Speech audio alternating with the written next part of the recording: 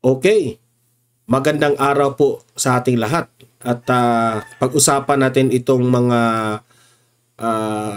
kandidato ni Bongbong Marcos, itong mga senador na tatakbo sa 2025, ang kanyang senatorial slate, no?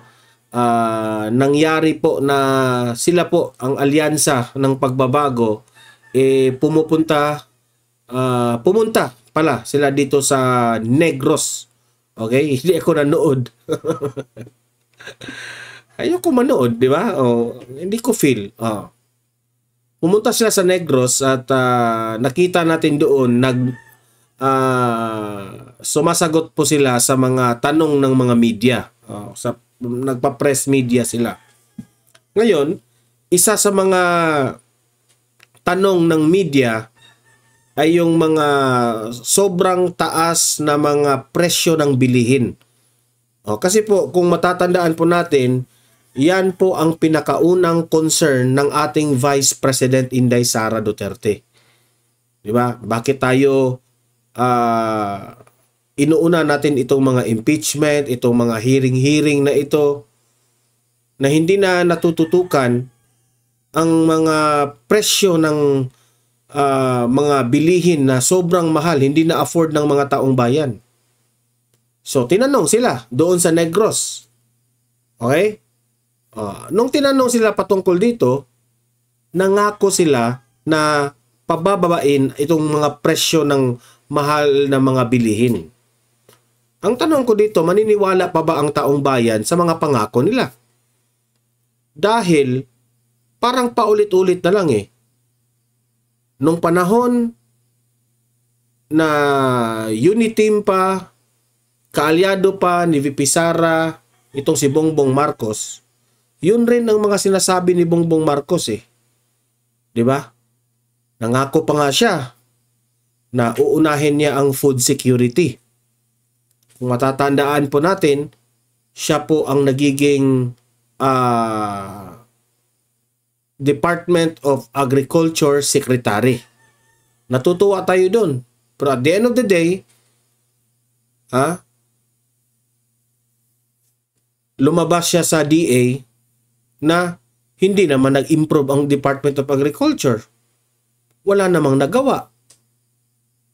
Akala natin maging 20 pesos per kilo ang bigas kasi siya po ang nag-handle ng Department of Agriculture. Pero ano nangyari? Mas lalong nagmahalan ang presyo ng bigas. Okay? So maniniwala pa ba tayo dito?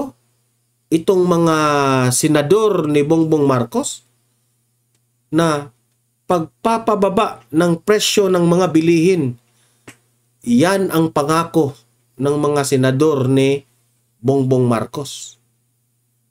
Bakit nila gagawin yon? Para maakit na naman ang taong bayan? Na iboto sila? Ganun ba? Okay? So, yun po ang pag-uusapan natin ngayon, Kasi po, tinatanong sila na kasabay ito sa issue ng impeachment ni Vice President Inday Sara Duterte. Saan ba ang mas mahalaga? Itong impeachment ni VP Sara o itong mga nagmahalang presyo ng ating mga pagkain sa bansang Pilipinas? Hindi yan maiiwasan ng media magtanong kasi po, tutok na tutok sila dito sa impeachment ni VP Sara. Di ba? Nakatutok sila dito. Paano na yung ating mga gutom ng ating mga kababayan na sobrang mahal po ang mga bilihin? Kasi hindi na napagtuunan ng pansin yan. Kung sa mainstream media, kung anong ipinalabas ng mainstream media, na heto na, tinatrabaho na ng gobyerno. Pero in reality, on what's happening on the ground, wala, hindi po nangyari. Okay? So yun po ang mga pag-uusapan natin. Yan ang una natin pag-usapan kasi mainit yung interview nila doon sa Negros. Ito, pangalawa nating pag-usapan ay itong si Attorney Vic Rodriguez. Meron na namang inilabas na ebidensya itong si Attorney Vic Rodriguez, no? Ito ay patungkol po dito sa Supreme Court na hinihingan sila ng sinisingil na sila dito sa enrolled bill, itong House of Representatives. Ito, panic na naman itong mga kongresista na ito. Magpapanik na naman itong si Romualdez dito. Kasi po, issue, tinatanong ng taong bayan, anong ginawa nyo doon sa blank items na yun at sino ang nag-fill in the blanks. So, tama lang siguro na itong Supreme Court, itong SC, hinihingan sila ng enrolled bill para makita natin doon kung ano yung mga bills talaga na dapat nating bantayan. So mamaya, i-explain yan mamaya ni Atty. Vic Rodriguez at magre-react po tayo dyan, ha? Panoorin natin si Atty. Vic. Pero bago ang lahat, bago natin ito pag-uusapan, tulungan nyo po muna ako na i-like at saka i-share itong ating video para guys kakalat ito sa taong bayan. Okay? Sabay-sabay muna tayong mag-like and share. 1, 2, 3, go!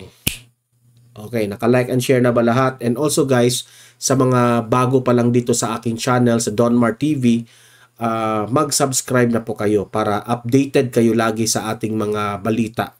And at the same time, yung mga cellphones ninyo, ma-notify yan kung meron tayong bagong uploads o kung nagla-live na ang Donmar TV. Okay? Importante yan. So, sabay-sabay tayong mag-subscribe sa Donmar TV. 1, 2, 3, go! Ayan, nakasubscribe na ba lahat? Okay, so let's go directly sa ating main topic. Itong press media ng senador ni Bongbong Marcos. At magre-react tayo dito. Play. Pangako ng mga pambato ng administrasyon, solusyonan ang mataas na presyo ng mga bilihin. Ang ilan sa... So, tinanong sila, sabi doon, gawa nila ng paraan. Okay? They will make a solution para bumaba lahat ng mga bilihin. Especially dyan, nag-aabang ang taong bayan dyan sa presyo ng bigas na bababa yan. Ang tanong ko ngayon, yan rin ba ang sinabi ni Bongbong Marcos noong 2022? Yan ba ang tunay na pagbabago? Ang nakasaad doon, alyansa ng pagbabago ba yan? O alyansa? Mga alyansa ng pagbabago. Ang sarap pakinggan, alyansa ng pagbabago. Pero, mga senador ninyo, mga bago ba?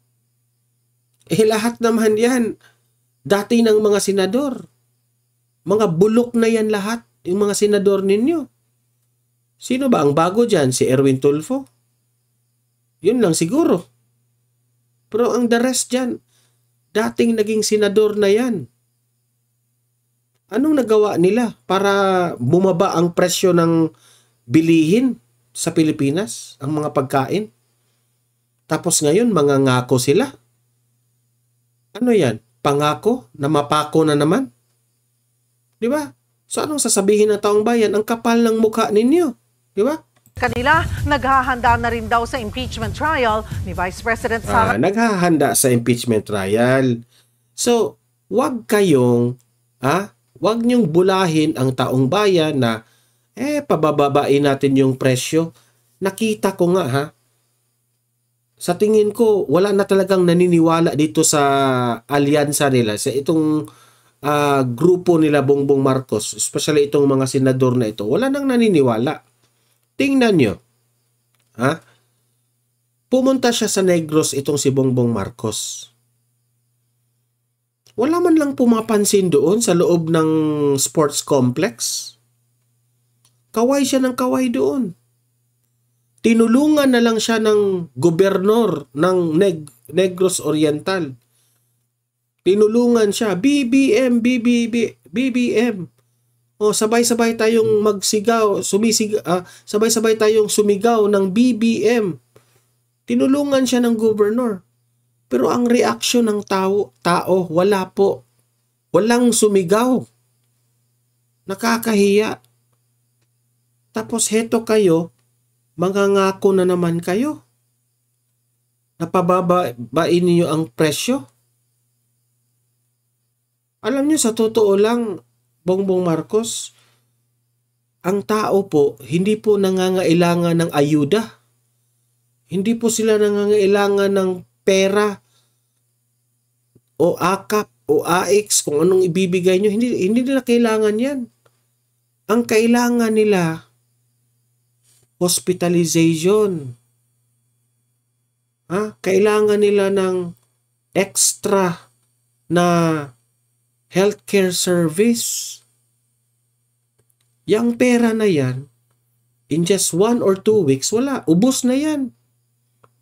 Yung hospitalization, yun ang kailangan nila.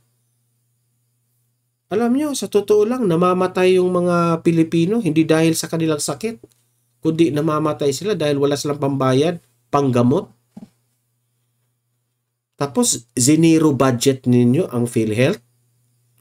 Tapos, magmamayabang kayo ngayon na pabababain ninyo ang presyo ng pagkain. Maniniwala pa ba ang tao dyan? Di ba? Pangako na naman. Tapos hindi matupad. Duterte, nasa frontline ng balitang yan, si Mayan Los Baños. Isa ang Negros Island sa mga lugar na nagbigay ng malaking panalo kay Pangulong Bongbong Marcos noong 2022 President. Nanalo siya ng malaki dahil po kay Vice President Sara. Ayun yung tao, walang gana. Alam niyo ba kung sino ang inaabangan ng tao dyan? Bakit sobrang dami? Si Andrew E. po. Si Andrew E. ang inaabangan. Yan ang totoo. Maraming tao kasi nandyan si Andrew E. Huwag na tayong magbulahan. Elections. Kaya ang mga kandidato ng alyansa para sa Bagong Pilipinas umaasa na makatutulong ang pag-endorso ng Pangulo para manalo din sila dito. Sa totoo lang, hindi nakakatulong ang pag-endorso ni PBBM sa inyo. Mas lalo kayong masira. Totoo yan. Unless, ito yung katotohanan, unless if yung presidente natin maganda yung performance.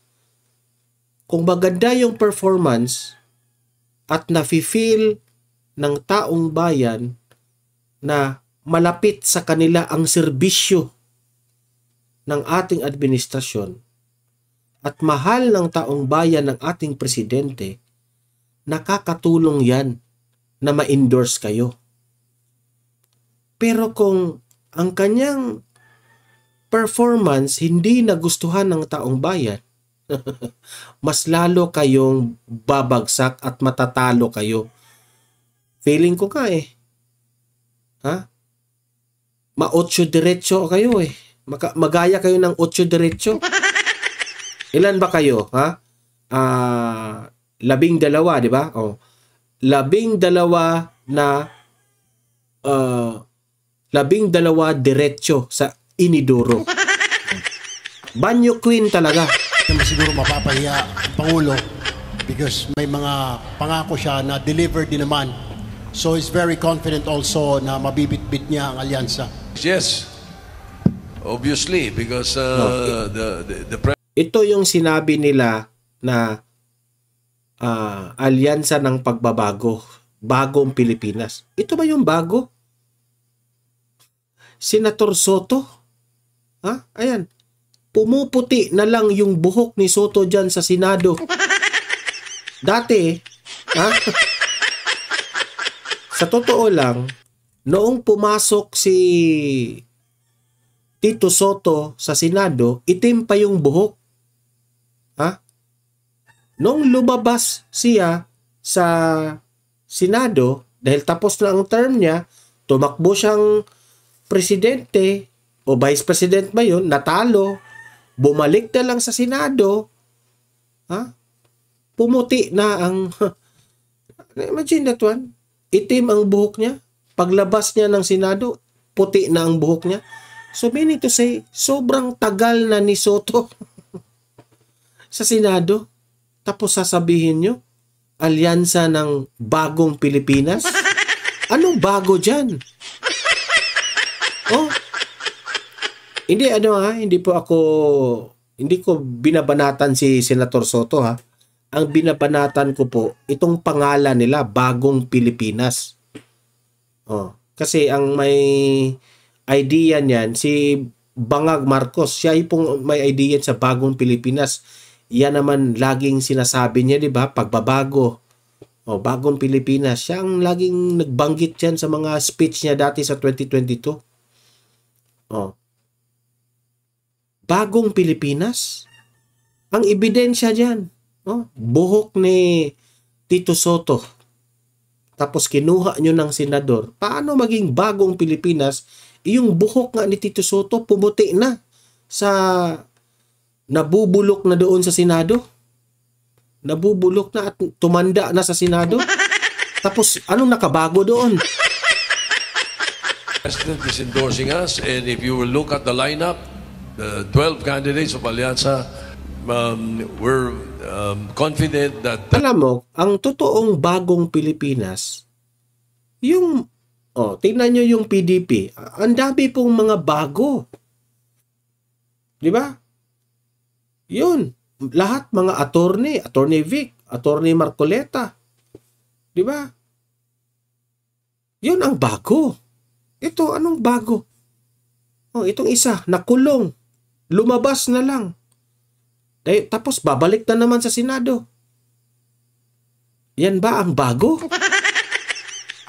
The people of Negros Oriental will see the experience and the help that we have given the country, the effort as public. Yan ang hirap sa inyo. Pangako kayo ng pangako. Tapos sisingilin kayo ng taong bayan. Ha?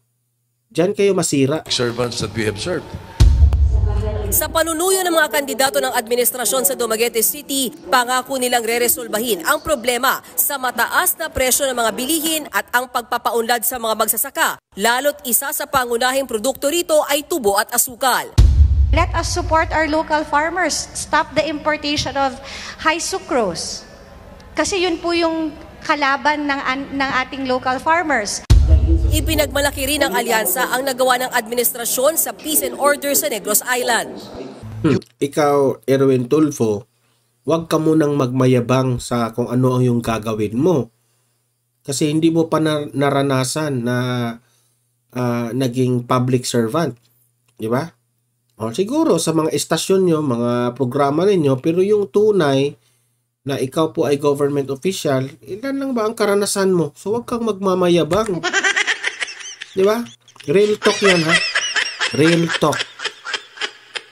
Sabihin, siguro si Raffy Tulfo meron ng karanasan, pero ikaw, real talk.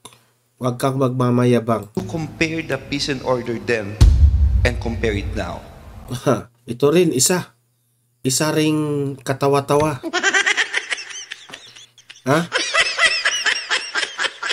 Alam mo, Abalos, sobrang kapal ng mukha mo, sa totoo lang. Alam mo ba kung bakit? Bakit mo i-compare ang peace and order sa panahon ni Duterte at peace and order ni Bongbong Marcos? Nagmamayabang ka dyan na mas magaling yung sa ngayon? Talaga? Saang planeta ka nakatira? Taga saan ka ba? Di ko maintindihan. Alam mo, sa panahon po ni former President Duterte, yes, ang dami po, it was very bloody. Because, noong panahon po ni Pinoy, nang nag-take over si Duterte, ang dami niyang inayos sa kriminalidad natin. Ngayon, pasalamat kayo. Ngayong panahon ni Bongbong Marcos. Hanggang na lang kayo, nakatikim ng kayo ng resulta sa ginagawa ni Tatay Digong. Yun ang katotohanan. Tapos i-compare mo. Unfair naman siguro yan sa kay former President Duterte. Kung tutuusin nga, sa panahon po ni former President Duterte, noong bago siya umalis, no? sa pagiging government official, malinaw na ang bansang Pilipinas.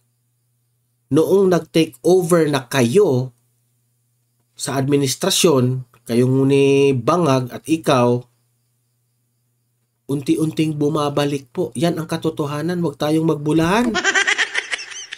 Di ba? Tingnan nyo yung nangyari sa Cebu.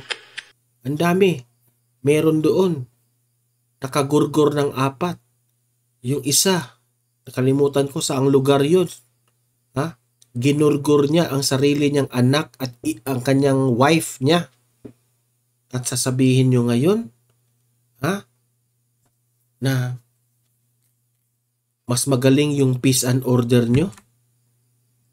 Kaya nga, ito yung tanong ko, saang planeta ka nakatira? Baka baka sumakay ka na sa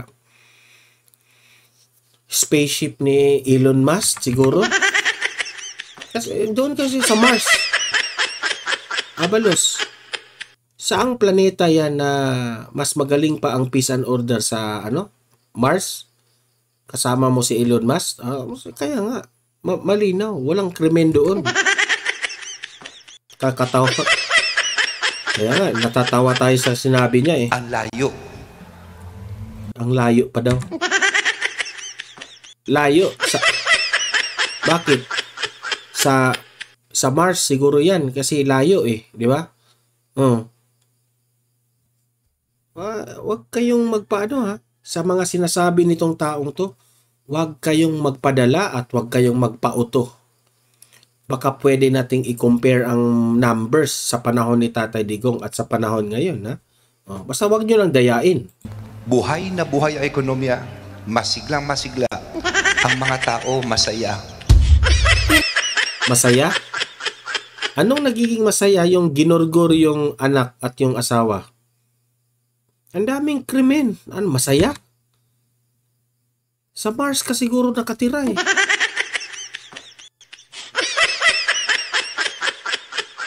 Kidding aside, kidding aside. Abalos. Be realistic naman. Kahit konti lang. Naghahandaan na rin daw nila ang pagiging Senator Judge oras na simula ng impeachment trial kay Vice President Sara Duterte sa Hulyo. Kailangan mag-prepare kami lahat dahil ina-assume namin lahat na mananalo kami. Dapat ngayon pa lang, medyo nag-prepare kami. Kung handa. Nagpe-prepare na raw sila sa impeachment ni VP Sara. Bakit? Inutusan na kayo? Sinong nag-utos? Pinipressure na ba kayo? Ganun pa rin naman yung sagot ng lahat dapat to be impartial. Ito, isa ring balimbing ito Neutral and Wala talaga sa line-up nila. Walang mapili. objective. Oras na simulan o tumawid ang impeachment trial sa 20th Congress, isa ito sa mga uulahing haraping trabaho ng mga mananalong senador. Aminado ang ilang administration candidates na seryoso at mahirap na trabaho ang pagiging senator judge. Pero handa raw nila yan gawin oras na manalo sila.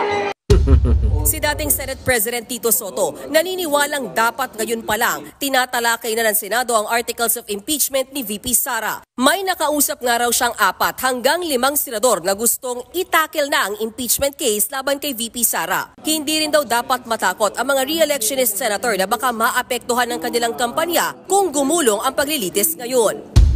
Yung kasing narinig ko, nasabi ng iba, hindi kasi daw the 7 senators are re-electionist and they will be campaigning.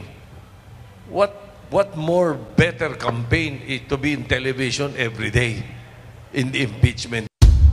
Samantala, bukas nakatakdang tumawid ang administration candidate sa Bacolod sa Negros Occidental para doon naman manuyo. Mula rito sa Dumaguete City, Negros Oriental, nagbabalita mula sa... Okay, so yan po. Anong masasabi nyo? Sa totoo, anong masasabi nyo? Maniniwala pa ba kayo sa kanila? Kung gusto nyo ng tunay na pagbabago, kung gusto nyo ng tunay na pagbabago, huwag kayong magpapaniwala doon. Kasi Dati na silang nagserbisyo sa Senado. Walang nagawa. Ano nagawa nila? Umasenso ba tayo? Wala. So wag natin iboto. Yun ang katotohanan. Let's be realistic this time. Okay? Tulungan natin ang ating sarili. Let's be realistic. Yung mga taong yun, dati na yun nagsiservisyo sa atin. Walang nangyari. Walang nangyari. Okay, so punta tayo dito ha sa itong video ni Attorney Vic na ayan na nga, no? Ipinakita na ang ebidensya, no? Na ang SC, no? Hinihinga na yung House of Representatives na to produce the enrolled bill. Importante po ito. Okay, panoorin natin itong sinabi ni Attorney Vic. Kasabay nyo na po yan sa EDSA, dyan sa Espanya, dyan sa lansangan. Kakompetensya nyo na po sila sa espasyo dyan sa mga modernized jeepney. Shout out sa iyo kay partido ng ating chairman, Pangulong Rodrigo Roa Duterte, ang Partido Demokratiko ng Pilipinas o PDP. Marami pong salamat. So kahapon nga po ay ating tinalakay ang ginawang kautusan ng Korte Suprema na nagtatakda po ng April 1, 2025 sa Baguio po gaganapin yung oral argument sa isinampa nating kaso, yung petition for certiorari and prohibition laban po dito sa anomalous, illegal, immoral, criminal, and unconstitutional 2025 budget. May advisory po ang Korte Suprema at marami po kasi nagtatanong sa akin, ano na raw ang nangyari doon sa tinatawag nating yung request po nating subpoena na hiningi po natin yung subpoena, na subpinahan yung kopya ng enrolled bill. At bukod po doon, humihingi din tayo na subpinahan sana ng Korte Suprema yung original copy of the General Appropriations Bill. Para po sa nagtatanong, sa magaganap po na preliminary conference sa February 2028, inatasan po ng Korte Suprema, dahil tayo po ay nag-file ng motion na mag-issue ng subpoena ducis tecum, ilabas po yung enrolled bill at ilabas din yung tinatawag nating kopya ng General Appropriations Bill. Ang utos po ng Korte Suprema ay isumite by personal service not later than February 24, 2025 at 12 noon. Ang inaatasan po nila dyan ay at least umepekto na po yung trinabaho nila ni Attorney Vic. Sa reklamo nila, no?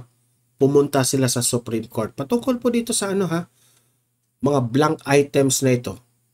At least ang Supreme Court ay gumagalaw na po, no? Hinihinga na po ang House of Representatives ng enrolled bill.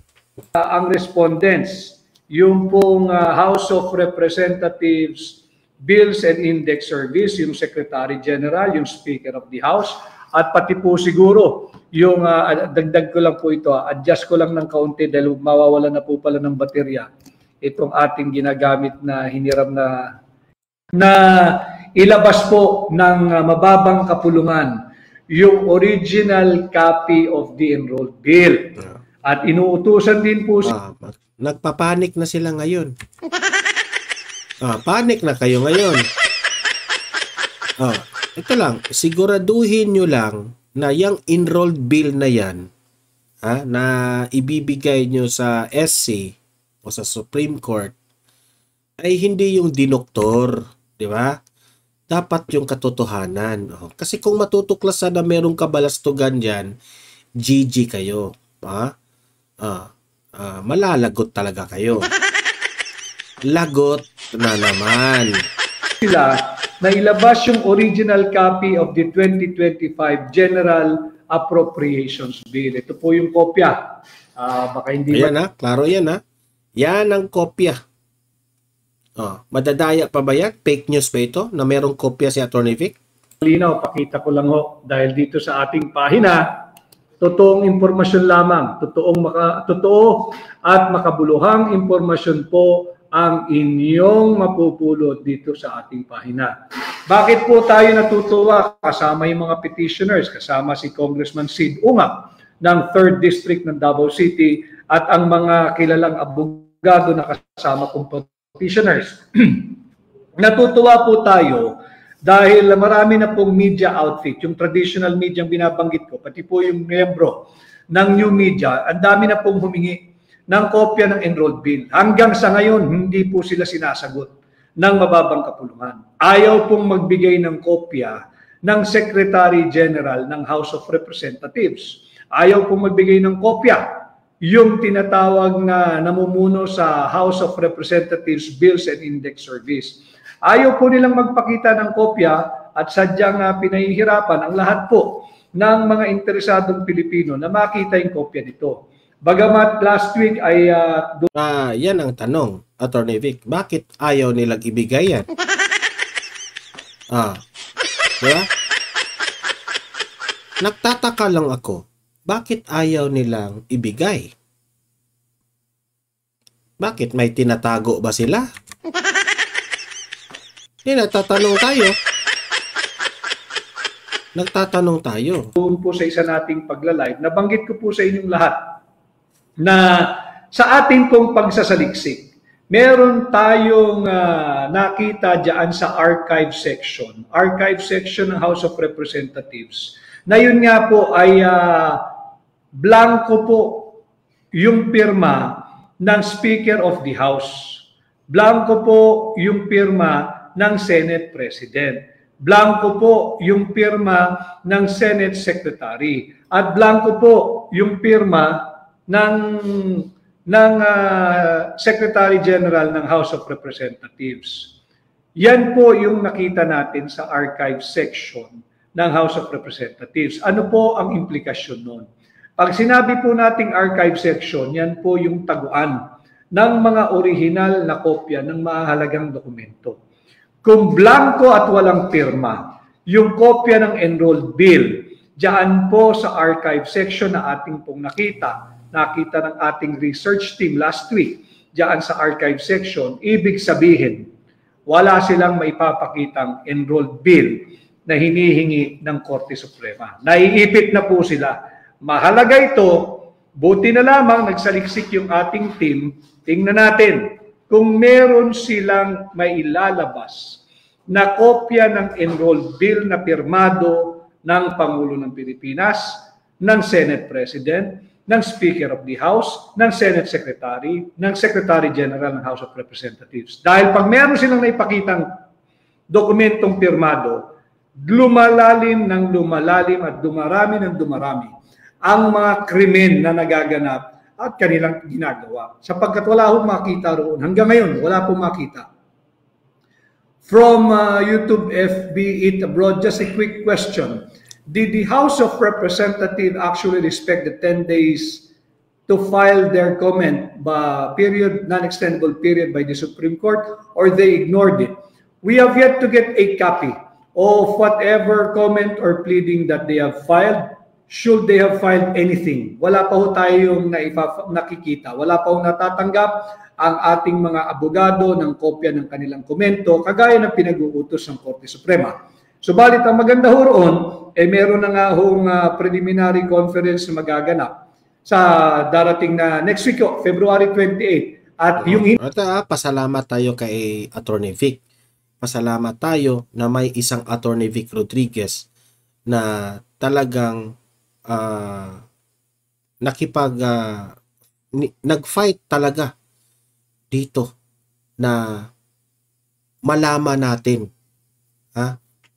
kung ano na pong nangyari dito sa BICAM na blank items.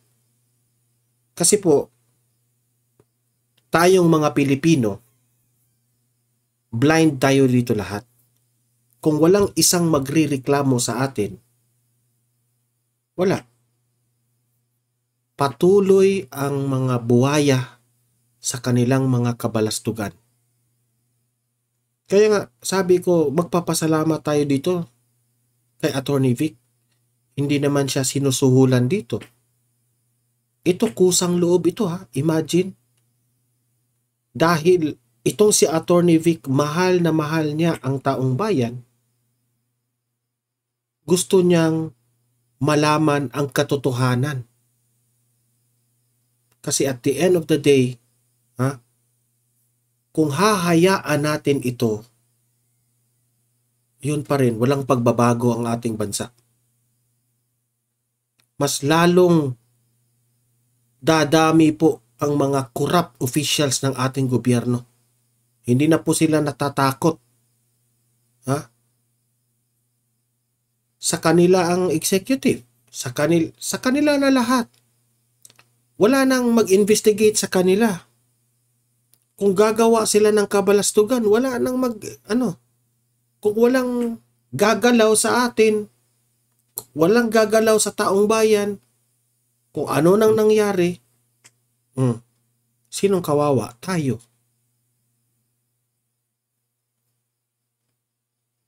So, Attorney Vic, no? Talagang tutulungan ka namin na maging senador ka. Kasi ikaw lang po ang isa sa mga nakilala namin na wala kang takot na binangga mo itong malalaking mga buwaya sa Kongreso. Okay? Kasi mahaba itong video ni Attorney Vic, pero to make it short, ang kabuuhan nitong ang konteksto po nitong vlog ni Attorney Vic is at least may may developments na. Okay? May sinasabi na siyang dates na talagang sisimula na itong pag-investigate dito sa itong BICAM scandal na ito na blank items. Taong bayan, gusto natin malaman kung anong nangyari sa sinong pumirma, sinong nag-fill in the blanks. Di ba?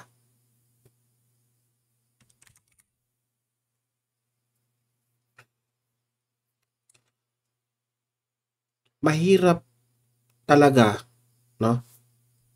Kapag tayong taong bayan, wala tayo sa posisyon para sitahin itong mga powerful na nakaupo ngayon sa ating gobyerno.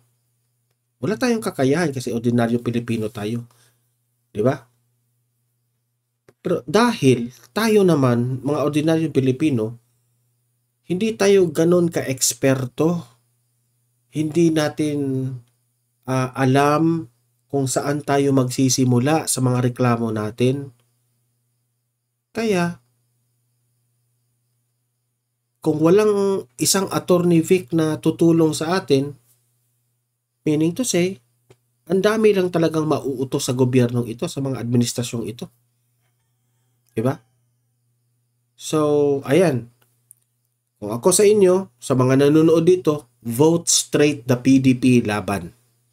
Kasi po, most of them are mga lawyers. Kung tutuusin, mga talagang graduate talaga o nakapasa talaga o naging lawyer na talaga ang mga line up po ni Presidente ni Presidente Duterte.